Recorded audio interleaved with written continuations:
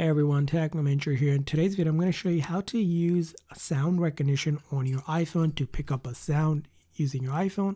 So let's get started.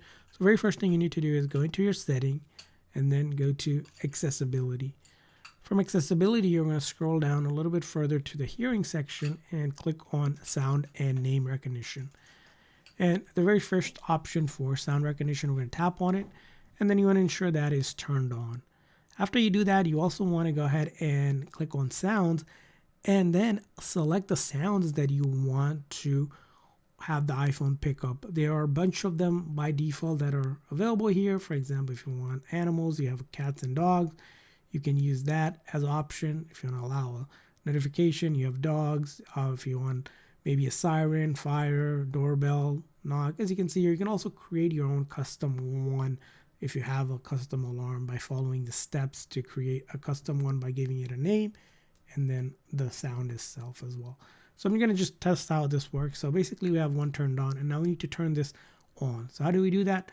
We need to pull down or pull up the control menu and click on that plus icon right here and then add a control.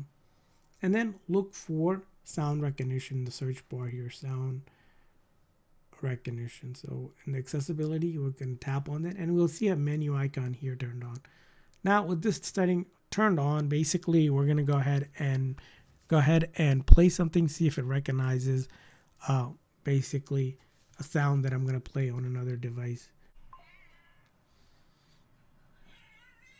And as you can see, I played some song here and it's able to recognize as I turned it on that it was a cat sound based on just the music track I played. So it's able to pick up those sounds.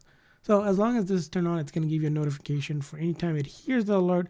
If you ever turn this off, you can always come over here and turn it off or pause it and then turn it back on whenever you're ready.